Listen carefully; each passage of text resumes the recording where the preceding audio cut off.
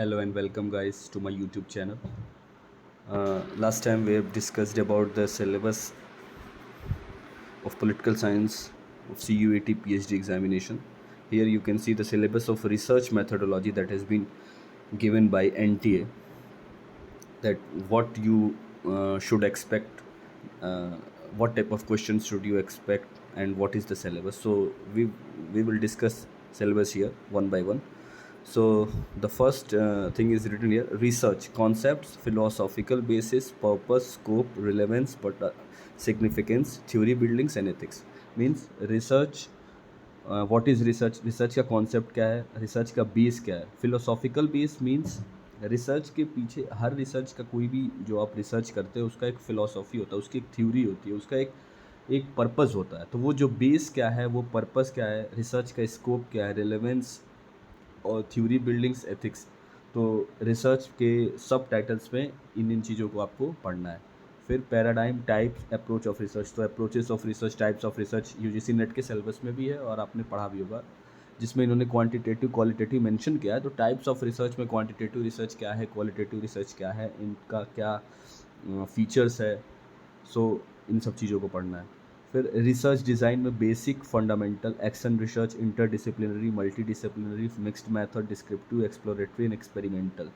So better thing यहाँ पर ये है कि इन्होंने जो जो भी चीज़ें पूछी जाएंगी उसको डिस्क्राइब किया है कि रिसर्च डिज़ाइन अलग अलग टाइप से. सिर्फ रिसर्च मेथोडोलॉजी का गिवन सिलेबस नहीं है कि यूजीसी नेट में जैसे सिलेबस हो जाता है कि रिसर्च मेथोडोलॉजी के क्वेश्चंस आएंगे तो आप उसमें फिर बुक से और नोट्स से उसे इधर उधर देखते हैं. यहाँ पर आपको मेंशन किया हुआ है, क्लियरली लिखा हुआ है कि बेसिक फंडामेंटल रिसर्च क्या है, एक्शन रिसर्च क्या है, interdisciplinary, multidisciplinary, mixed method, descriptive, exploratory and experimental.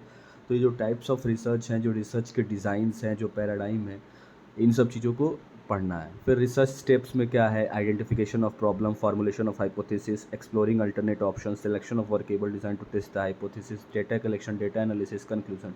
अब ये जो सीक्वेंस वाइज दिया हुआ है, ये क्वेश्चन भी बन सकता है कि स्टेप्स ऑफ रिसर्च क्या होते हैं. ये क्वेश्चन पूछा गया है, नेट में भी पूछा गया है और पीएचडी एग्जाम से पूछे जाते हैं. तो रिसर्च स्टेप्स आपको अच्छे से पढ़ना है. रिपोर्ट राइटिंग बहुत इंपॉर्टेंट होता है. रिपोर्ट राइटिंग से क्वेश्चंस बनते हैं और रिपोर्ट राइटिंग में जो उसके न्यूएंसेस हैं रिपोर्ट राइटिंग के, ये बहुत इंपॉर्टेंट होता है. फिर data sources, primary and secondary, library, related research work, internet search, search engine, online journals, critical readings.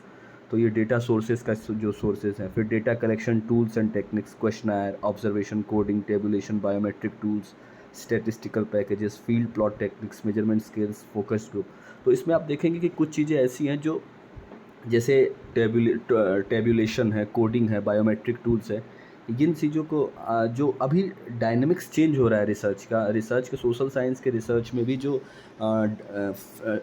Research का डायनेमिक्स चेंज रहा है, इन द सेंस कि सोशल साइंस में यानी पॉलिटिकल साइंस में जब आप डेटा को एनालाइज करते हैं और पॉलिसी पर रिसर्च होती है, जो पॉलिसी की रिसर्च होती है, तो उन सब में इन चीज़ों का यूज़ होता है. तो आपको इसके बारे में भी अच्छे से जानना होगा.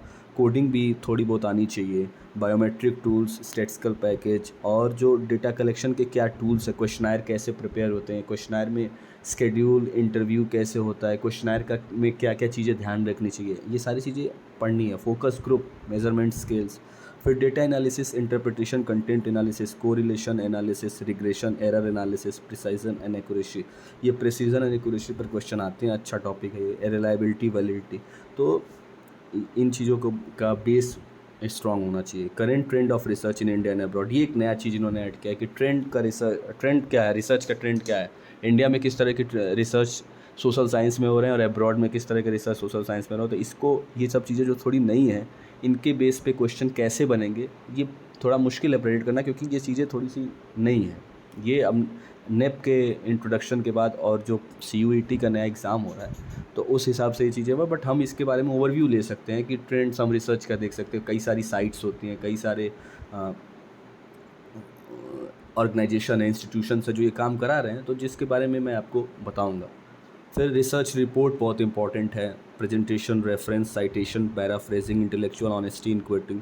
तो बहुत ज़्यादा अच्छा यहाँ पर ये हुआ है कि इन्होंने सब थीम्स, जो सब पॉइंट्स है, क्लियरली मेंशन किए हुए हैं कि presentation, reference, citation, paraphrasing, intellectual honesty इन कोटिंग। तो आपको रिसर्च रिपोर्ट में इन चीज़ों के बारे में ध्यान देना है और इसको ऐसे पढ़ना है। फिर documentation and dissemination, ethical concerns, plagiarism and IPR, intellectual property rights, इसके बारे में प्लेगरिज्म के बारे में बहुत ध्यान रखना, क्योंकि बाद में थीसिस आपको लिखनी है पीएचडी में और आपका प्रपोजल और जो सिनॉप्सिस बनती है, तो आप प्लेगरिज्म का बहुत ज़्यादा ध्यान रखना होता है, क्योंकि वो अगर आपने नहीं मेंटेन किया तो आपकी थीसिस एक्सेप्ट नहीं होगी और वो एथिकली रॉन्ग है।